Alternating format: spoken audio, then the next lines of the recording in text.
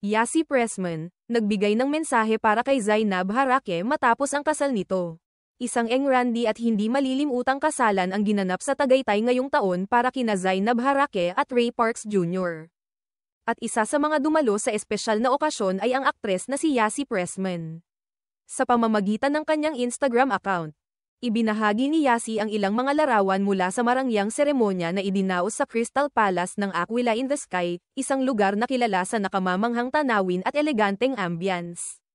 Kasama ni Yassi ang kanyang kasintahan na si Luigi Villafuerte sa naturang okasyon. Bukod sa pagiging panauhin, naging bahagi rin siya ng entourage ni Zainab. Nakisama siya sa ilang kilalang personalidad mula sa mundo ng social media at showbiz na nakiisa sa pagbibigay suporta at pagmamahal sa bagong mag-asawa. Pagkatapos ng kasal, nag-post si Yassi ng isang taos-pusong mensahe para sa kanyang malapit na kaibigan. Sa kanyang Instagram caption, sinabi ng aktres na labis ang tuwa niya nang makita si Zainab na tunay na masaya. Zebi, to see you so genuinely happy makes my heart happy.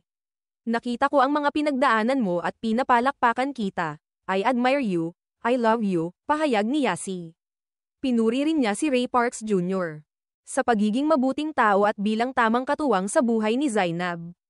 Aniya, the Lord has really given you the right one, at Ray Parks. Ray, you are such a kind human being. Sobrang saya ko para sa inyo, at Zainab_Harake.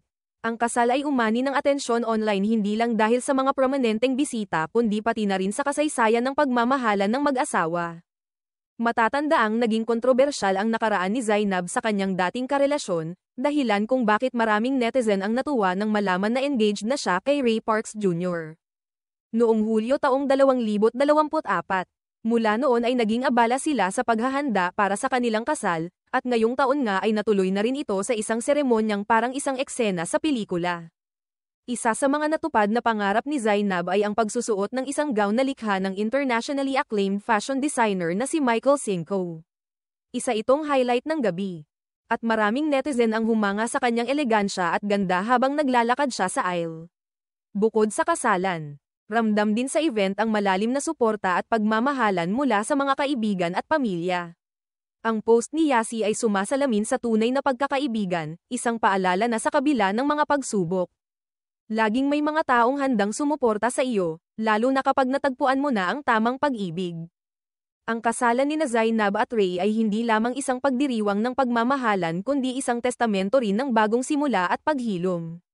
Sa gitna ng engranding dekorasyon, mamahaling gown, at kilalang panauhin, ang tunay na diwa ng okasyon ay ang katotohanang posible pa ring makahanap ng tunay na pag-ibig sa tamang panahon at sa tamang tao.